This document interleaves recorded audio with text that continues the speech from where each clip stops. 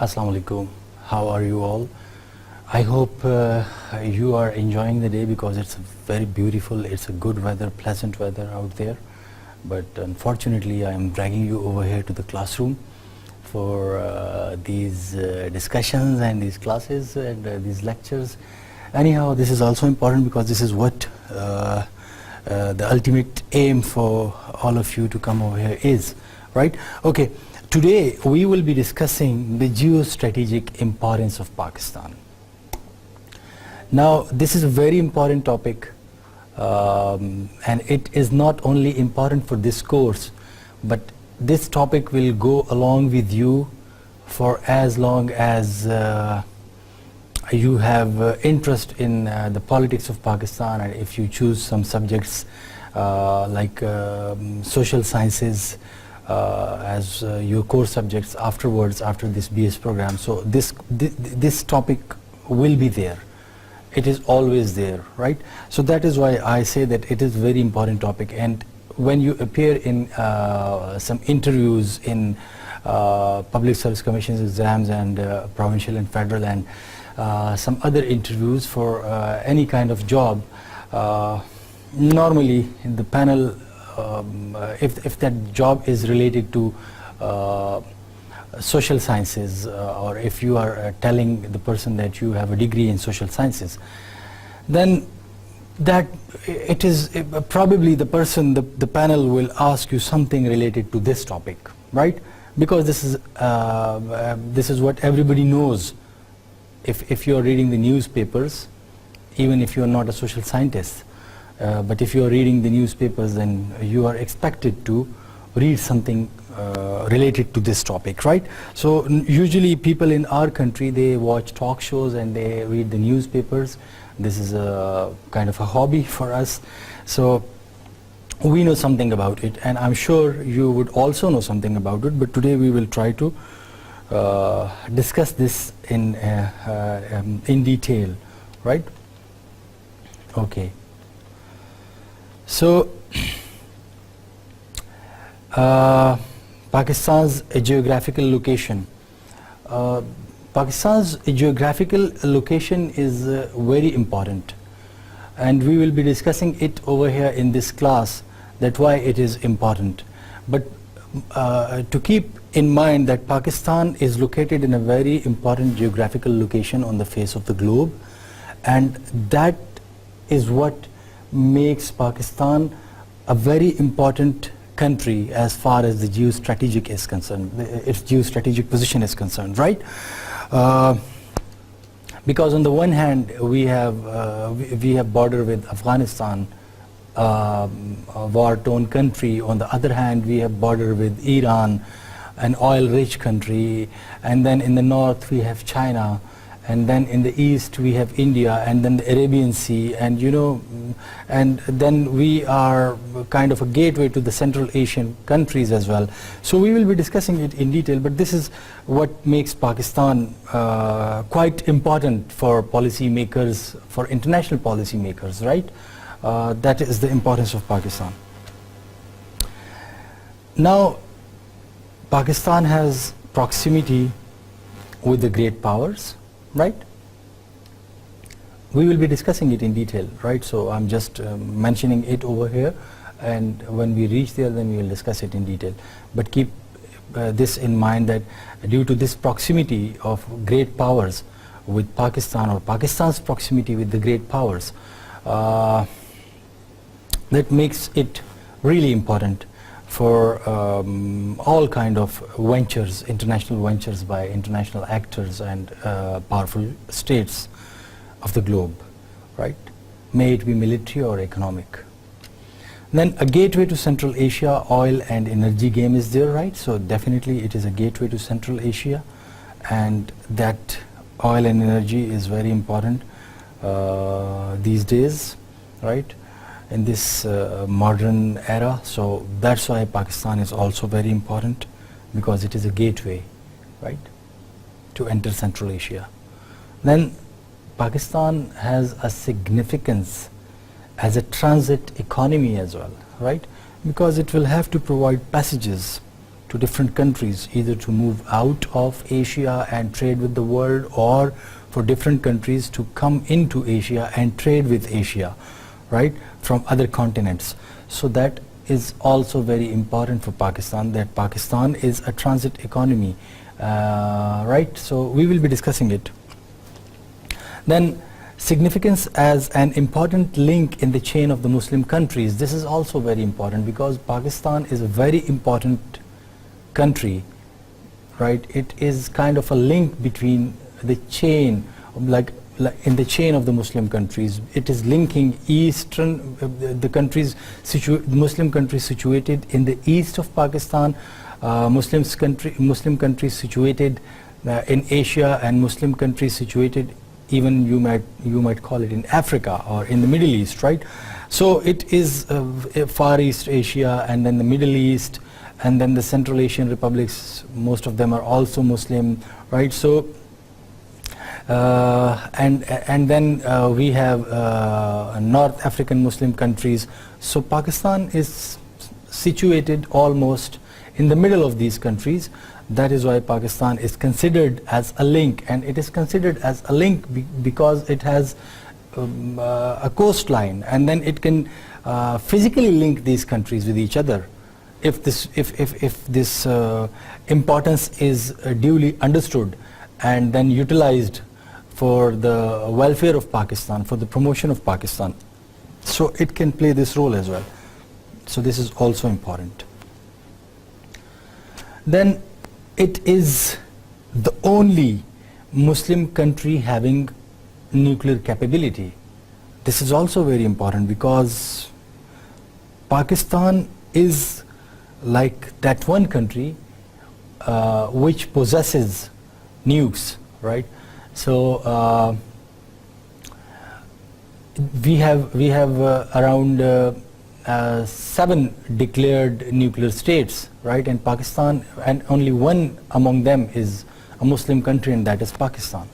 So it kind of gives leverage to the whole Muslim world, right? That is why, because you would have, though it's not feasible for Pakistan to use its nukes on behalf of someone, right? It is not feasible for Pakistan. But you would have heard, you would have seen on your television screens the people, the Muslim people who are somehow subjugated to in different parts of the world, like the people in Kashmir, the people in Palestine, the people in, you might call it, in Myanmar, or so these subjugated people.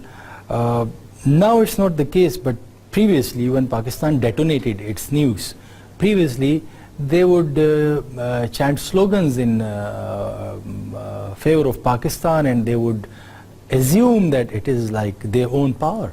They have become powerful as a result of the Pakistani nukes.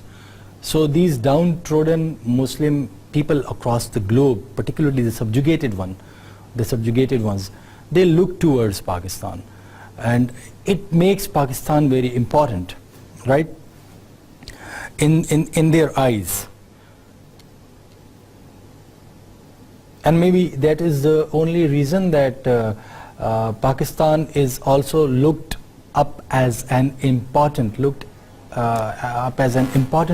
Muslim country by the non-Muslim countries as well, because it has got nuclear weapons with it, right?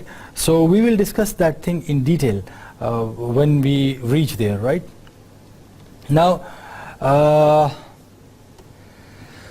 okay, so Pakistan is situated in a region which has great political, economic and strategic location.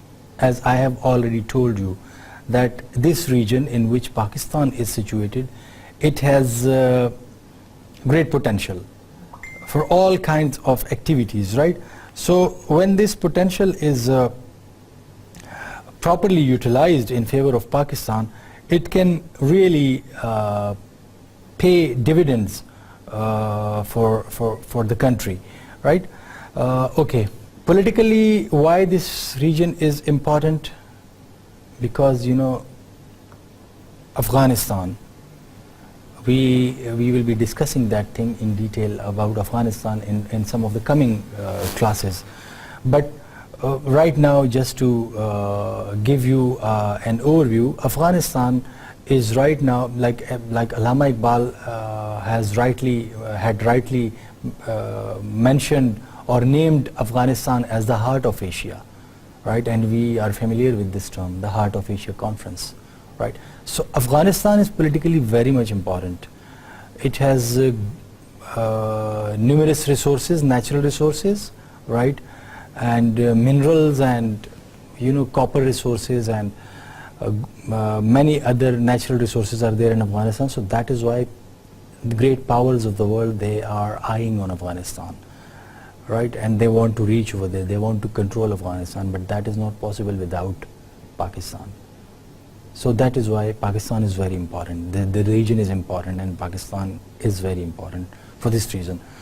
Then economically, Pakistan can be a viable country for the rest of the region because of what we now know as CPEC. You can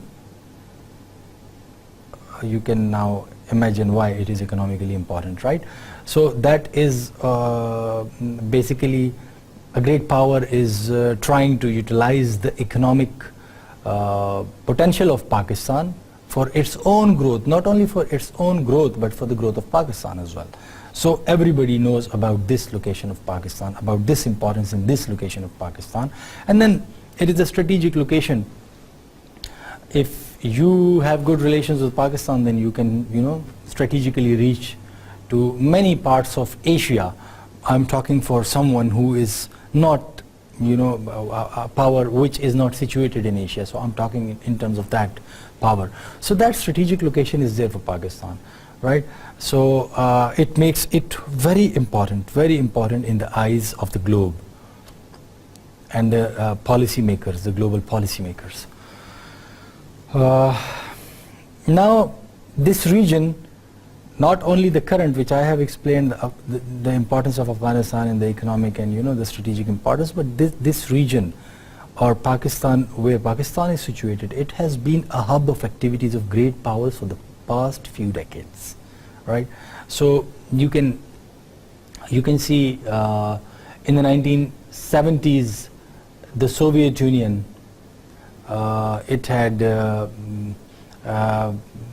annexed or it had invaded Afghanistan in the 1979, and Pakistan's location was rightly considered important in order to counter the Soviet intervention or the Red Army in Afghanistan.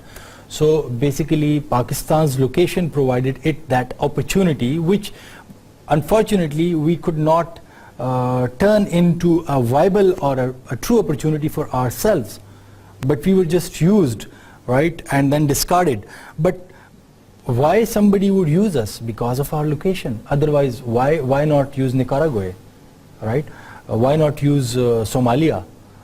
Why use Pakistan? Because of its location, because of its strategic location. So if Pakistan uses its cards wisely, then Pakistan can really make an impact, not only for its own benefit, but for the benefit of the whole region, right? So if it uses these cards wisely, right? So this is the importance of Pakistan. And then we saw another invasion of Afghanistan or another attack on Afghanistan after the 9/11, 2001, right? So in 2001 we saw that invasion in Afghanistan, and that could not have been possible. We'll be discussing that in some other topics in the coming topics, but that could not have been possible without the proper support of Pakistan. So that is why I must say that this region or Pakistan, where Pakistan is situated, it has been the hub of activities of great powers over the past few decades. You say, like, let's say 4 or 5 decades, and then before that even, where Pakistan is situated. So we were like in some of the previous lectures I was telling that we were part of the capitalist bloc, right, against the communist bloc. So why we were part of the capitalist bloc? Because of our location, because of our proximity to the Soviet Union, because there was Afghanistan and then the Soviet Union. So we were part of Seato and Cento. Yesterday or day before yesterday, or in some of the previous classes, I have discussed that thing in detail. So that is also part of the past decades, right? So this is basically highlighting the importance of Pakistan for the great powers across the globe.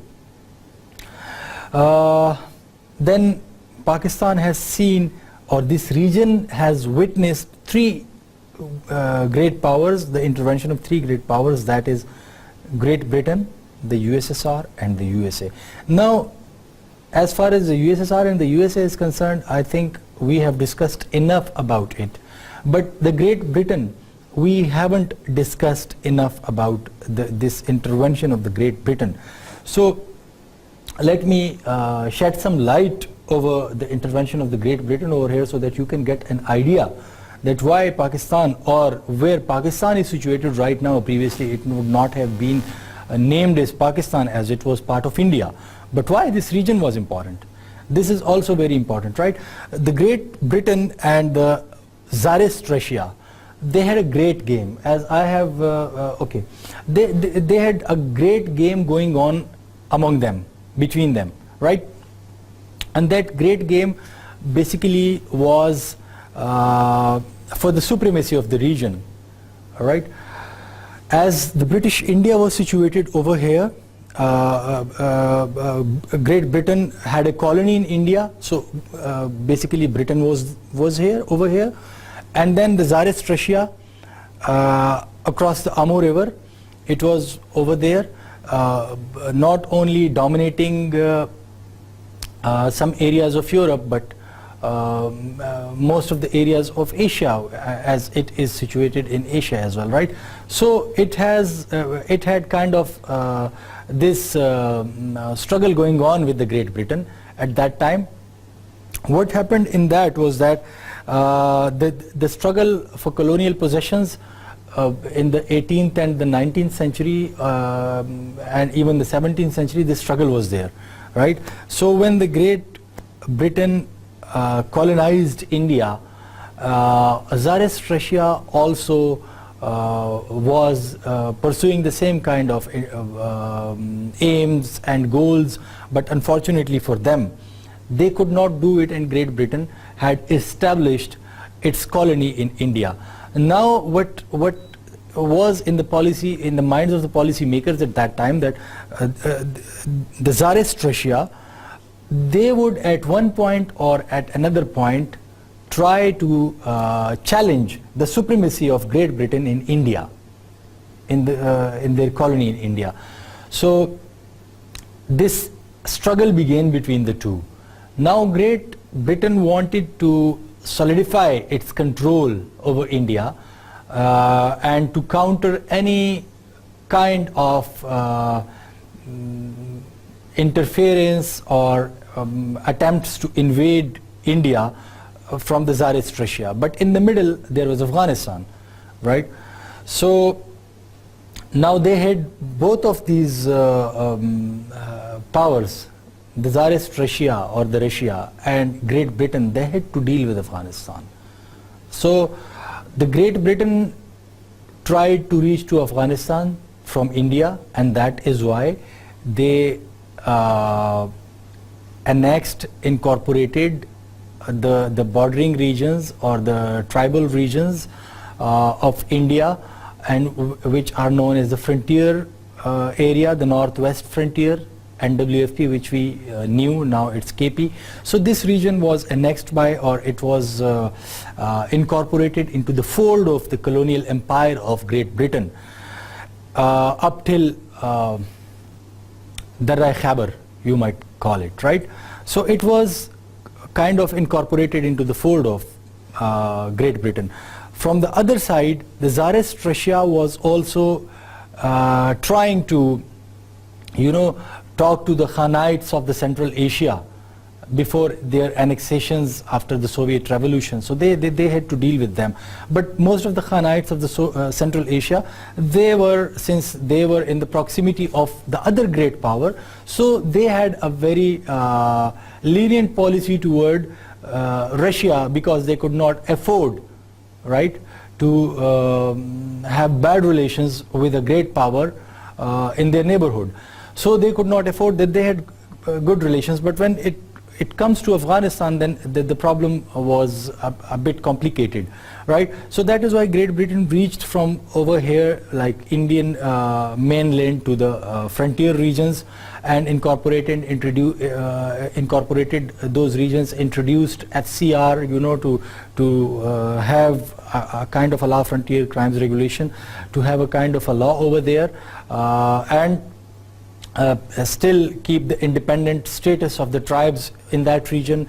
Later on, that FCR just remained to FATA, the federally administered tribal area, and Khyber Pakhtunkhwa, or NWFP, then, you know, was incorporated into the mainstream law was extended to the Khyber Pakhtunkhwa region. And now even FCR is up till date over here, and now there are, you know, movements going on and agitations going on, and talks are there that this FCR should, this is a draconian law, or this is a black law, and the tribal people, they do not want to live under this law, but that law is up till date over there, right? Maybe in the near future, somehow, if FATA is made a separate province, or if it is merged with Khyber Pakhtunkhwa, then this FCR, or the main law of the land, would be extended over there. And then, but the FCR, the main point is that the FCR is still there, and that was part of that Great Britain intervention in the region,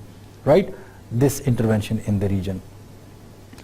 To cut the long story short, it happened that the rail tracks in Chaman, in Landi Kotal, these rail tracks were extended to these regions for military purposes, right? They were not for the civilian purpose, or for some other purposes, but the sole purpose of these rail tracks was that military purpose. And if I'm not mistaken, you should forgive me if I'm giving these figures a bit, you know, kind of shaky figures, but I think that you will get the gist of it. That the purpose of these rail tracks was that if the Russian troops, as Afghanistan was declared as a buffer state between the Great Britain, the colonial empire of Great Britain in India, and Russia over there in the north. So Afghanistan was a buffer state. The buffer state means that no one, either Great Britain or the Tsarist Russia, have the right to enter Afghanistan, to annex Afghanistan. So in order to ensure that if Russia somehow tries to annex Afghanistan, and if the Russian troops cross the Amu River in the north of Afghanistan, so the British government should be able to move about 1 million, I guess 800,000 troops from Calcutta, right, to the frontiers with Afghanistan, and like Chaman, and particularly Landi Kotal, right, in Khyber Agency. So these troops should be moved, and it would take them approximately about more than a month, a few days more than a month, to cross Afghanistan and then reach to Indian Empire, or reach to India, like the frontier regions of India, right? So it would take the Russians, if they cross Amu River and the message is delivered to Great Britain, so it would take them, you know, to cross all over Afghanistan and enter India about 1 month, right? So the purpose of these railway tracks was that, you know, to mobilize troops, transfer the equipment, and about 800,000 or 700,000 troops from Calcutta to the frontiers via these railway lines, right? So it was the main purpose of it. So then you can see that this region has seen the intervention of Great Britain as well, right? And then we have seen the intervention of the USSR. Then this region, which we call Pakistan now, has seen the intervention of the United States of America as well, right? Is it clear now? If you have any question about it or any confusion about it, then you can ask me, you can stop me over there, because I do not expect you to understand all these things, but that was just a background. At least some of it would remain with you, so then you will be able to analyze things in the right perspective. So that was the only purpose of getting into that much detail of these things, right? Okay, then the significance of this region or Pakistan was further enhanced during the Cold War, when it became an ally of the US policy of containment of the USSR, right? So definitely then the United States of America started investing in Pakistan, because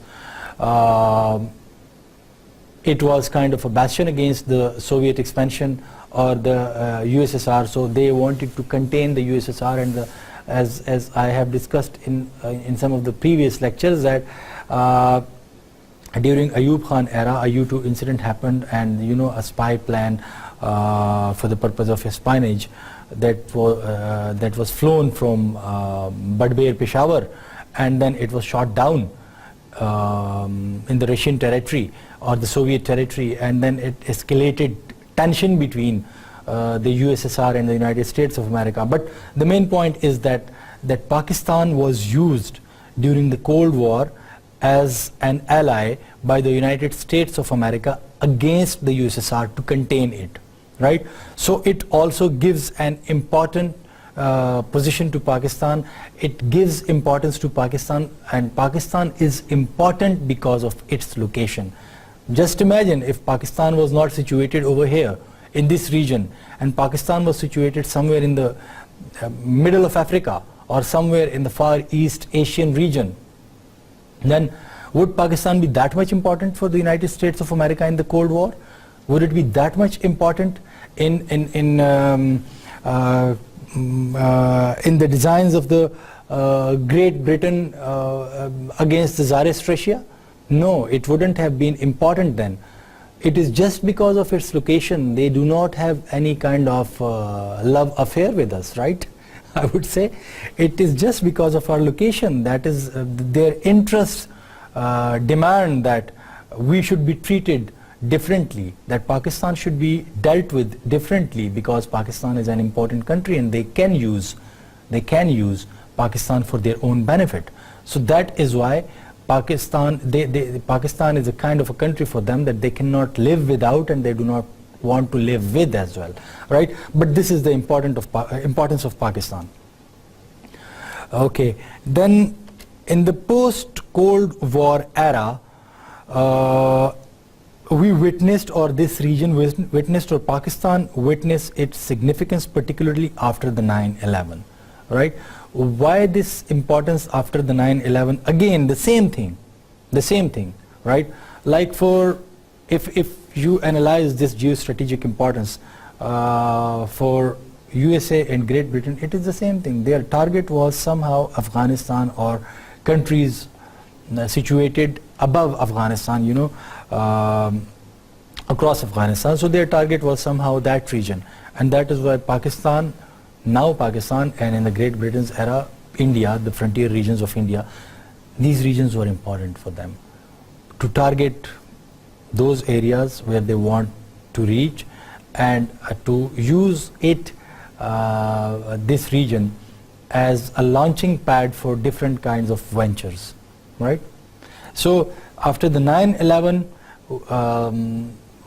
Pakistan's importance magnified, I would say, because without the help of Pakistan, the United States of America would have faced a lot of difficulties, economic and military hardships in Afghanistan.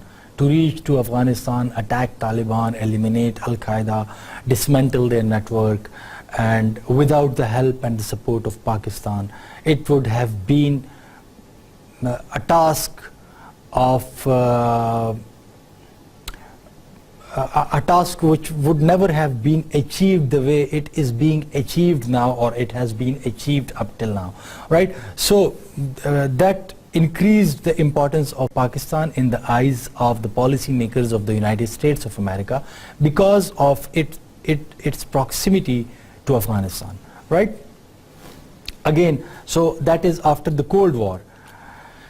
Then, okay, now these are some conventional things which you need to know about the location of Pakistan, right? In southern Asia, it lies between 24 and 36.75 northern latitude and between 61.7505 eastern latitude, right? So if you imagine that anyhow this latitude, you can Google it, because I do not have any facility right now to tell you how to gauge these things, but that is the northern latitude above the equator, and the eastern latitude on the east side of the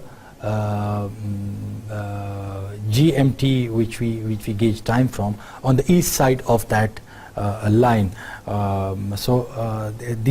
are if you see the globe, there are kinds of a grid is made over the globe. So one is the equator, the one and equator is equator, and the lines above the equator and below the equator, they are they do not converge at any point, but the lines, the elongated lines, they are converging on the poles. So basically that midline passes through Great Britain somewhere, right? And the times, the 24 hours time line, it is gauged from that midline.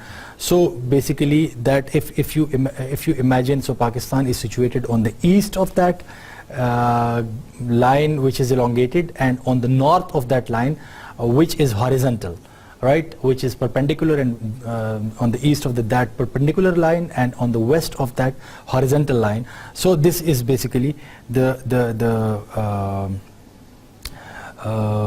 geographical location of Pakistan, right? And the area which it covers is about 7,96,000 square kilometers. So this is the area which Pakistan covers, right? Then towards the north of Pakistan, China is located, right? An emerging economic power which might challenge the supremacy, the economic supremacy of the United States of America in the coming few decades, right? So China is located, and then Pakistan shares about 400-kilometer long border with China, right? So this is quite a distance, 400 kilometers. So this is the borderline of Pakistan with China. Then we will come to this Chinese factor later on, right? Then a narrow strip of Afghanistan known as the Wakhan or Wakhan, right? It separates Tajikistan from Pakistan. So now if that narrow strip and the maximum width of that strip at a point, I think that is 20 kilometers, right? Or so 20 to 40, I think the minimum is 20, but 20 to 40 kilometers is the maximum and the minimum width of that strip, and it is a narrow strip. You can see this strip, the tip of Afghanistan, which touches China, right, in the map. Then you can see that. So that is a Wakhan strip. I have already highlighted that strip in some of the previous lectures where I was discussing the land and people of Pakistan. In the map I have discussed that thing, right? So that is why I did not include that map over here, because we have already discussed that thing. So that Wakhan separates Pakistan from Tajikistan, and now Tajikistan is a Central Asian country. So this Central Asian country, or the Central Asia, is just situated 20 to 40 miles away from Pakistan, right? This makes it quite important. This makes Pakistan quite important, and I have read in many books that when they name the neighboring countries of Pakistan, some of the writers even name Tajikistan as one of the neighboring countries, though Tajikistan is not directly a neighbor of Pakistan, but there is that narrow strip, and it is like kind of a land in which people do not live. Like recently I have been studying a survey, and there were people in Wakhan living. When the reporters went there and they asked them that who was that is like 2016 or 2017, this year or previous year, right? So when the reporters went there and they asked them about the ruler of Afghanistan, so some people in Wakhan, they said that they told them that Mullah Umar is the ruler and Taliban are ruling Afghanistan. They did not even know that 9/11 occurred and Afghanistan has been invaded for many years.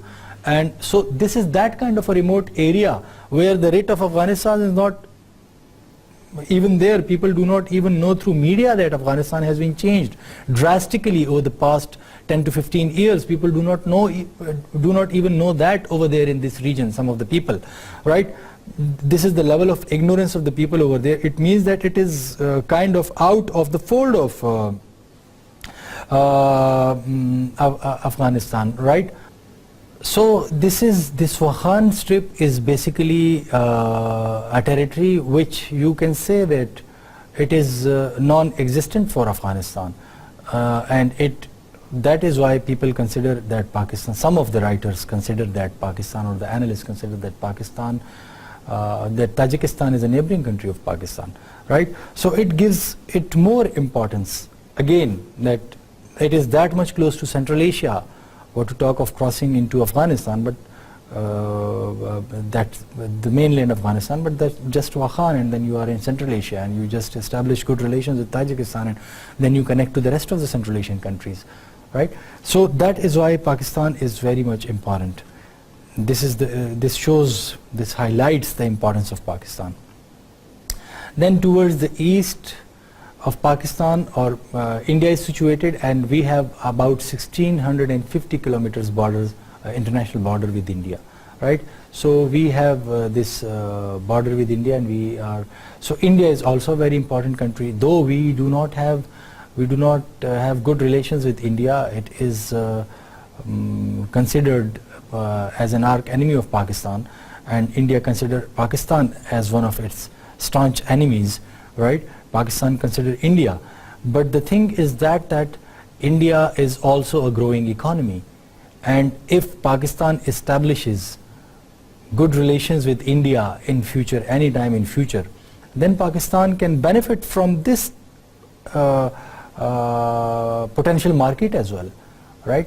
So it makes Pakistan more important then, right? And now talks are, some analysts are analyzing that CPEC can be somehow linked with India as well, so that India can also take benefit from CPEC, and then Indian and Pakistani relations are improved. It can be improved, because if we see the European Union, previously the countries in the European Union, particularly France and Germany, they have been fighting with each other, and the rivalry between these two countries was the major cause of the two great wars, World War I and World War II.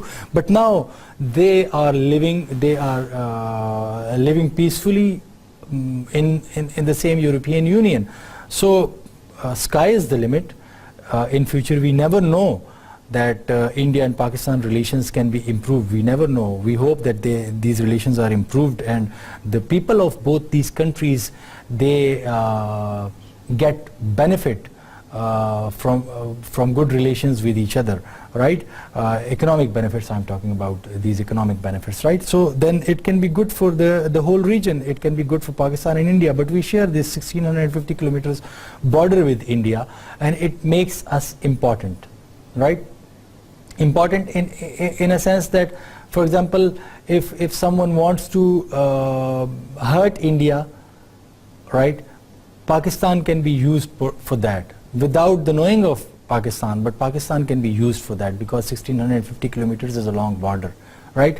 And if someone wants to have good relations with India via Pakistan in any time in future, even then Pakistan can be used for that, and then Pakistan will also get benefit of those good relations, right? Provided that they are managed in a balanced manner, right? Okay, then Afghanistan is situated in the west of Pakistan, and these two neighbors like Pakistan and Afghanistan, they are separated by the Durand line, right? And the length of this Durand line, though there are many, there are different versions of it, but you know, from 2200 to 2400 kilometers. Some analysts say that this is 2400 kilometers, some say that this is 22, but I have somewhere seen that 2250 kilometers, so I just mentioned this 2250 kilometers, right? And why this cannot be gauged properly? Because this is a porous border, and this is not a marked border, so you cannot really say that whether this area, this line is part of the border or no. The line that is coming like this is part of the border, so it makes this variation in measuring this border, right? But this is the longest border we are sharing with any country, and that is Afghanistan, right? From, you can say, from Chitral to Balochistan, we are sharing this border with Afghanistan, the western border with Afghanistan. So, and then Afghanistan again is, that is the geographical location of Pakistan, but then Afghanistan, as I have been telling you, that why it is important. So Afghanistan is a very important country, and it makes Pakistan important for the rest of the world. Then Arabian Sea is situated in south of Pakistan, right? Like 700-kilometer coastline we do have. So that is the coastline of the Arabian Sea, the coastline of Pakistan, where it, you know, touches the Arabian Sea. So this 700-kilometer long coastline basically gives us a strategic edge and importance for many countries. We are kind of a gateway to reach to the rest of the world. We can be used as a gateway. Pakistan can be used as a gateway for many landlocked Central Asian countries, right? This Arabian Sea gives us this edge. That is why we are very much important, because of our coastline, right? Okay, then Pakistan's significance is enhanced as it lies near to the Persian Gulf, where about 65% of the world's oil is produced, right? So if you have got good relations with Pakistan, if you are utilizing properly the ports of Pakistan for your own benefit and for the benefit of Pakistan, right, so the significance is increased because of the Persian Gulf. That 65% of the oil there is produced in the Persian Gulf, and the Persian Gulf is just above the Pakistan coastline, you know, towards Iran and, you know, these UAE and these Middle Eastern countries. So this Persian Gulf is there, and Pakistan is situated next to it, right, in the open, because it narrows down up there. But Pakistan is situated in the open, so yes, it can be used as a base for the transportation of oil to the world. The ports of Pakistan can be used. So that is why, because Gwadar is a deep sea port, right, natural deep sea port, so then it gives this importance to Pakistan again. Now this is the map, right? Now you can see that this is Pakistan, right? This is Pakistan. You can see that on the map. This is what I was talking about, the Wakhan Strip, right? This Tajikistan, this is Tajikistan, and then this is China. So this is what I was talking about, this Wakhan Strip. That Wakhan Strip separates us from Tajikistan, and this is a tip of Afghanistan. You can see that in the map over here, right? And then this is the border. So this is the Persian Gulf, which I was talking about, right? So it is, if you just go like this, so this is the Persian Gulf, and this is the coastline of Pakistan. This area is basically the coastline of Pakistan. So it narrows down over there. Then there is the UAE, and, you know, the Strait of Hormuz is here. And so if Pakistan utilizes its position wisely and uses its cards appropriately, Pakistan can really benefit from its location, right? Like for the rest of the world to trade with Afghanistan, to trade with China, to trade with the Central Asian country, they need to come via Pakistan, because it is a natural deep sea port. This is what makes Pakistan really important. They can access through Iran as well, but then Iran is not a natural deep sea port, so they will not be able to station to anchor big ships, right? But in Pakistan they would not face this problem in the Pakistani ports, right? So so that is why Pakistan is quite important for the rest of the world. If this region is trying to have access to the world, so for example, this is the Chinese, the West Chinese area. For you can say it, that this is the West Chinese area. It is less developed as compared to this region of China, because there is a coastline, right? And then there are many ports in these area, and many industrial, many economic activities of China, basically they are taking place in this region, in this part of China, in the eastern part of China, because of its proximity to the coastline, the proximity of this area to the coastline. But for China, unfortunately, this region has been left comparatively less developed than this region. And if industries situated in this region want to access the world, they would have to cross all over China to reach to these ports, and then, you know, somehow via these links, you know, to reach to the world via Pacific Ocean like this, right?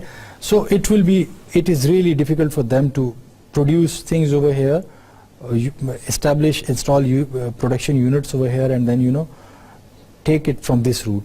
It would take a lot of time.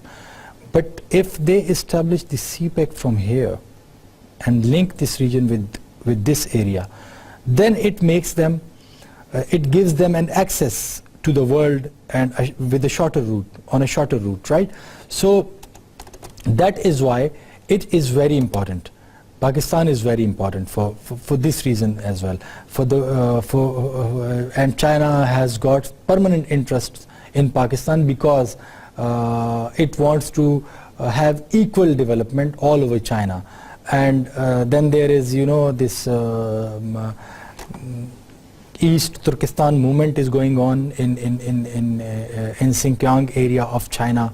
And poverty, basically it is said that poverty is the mother of all evils.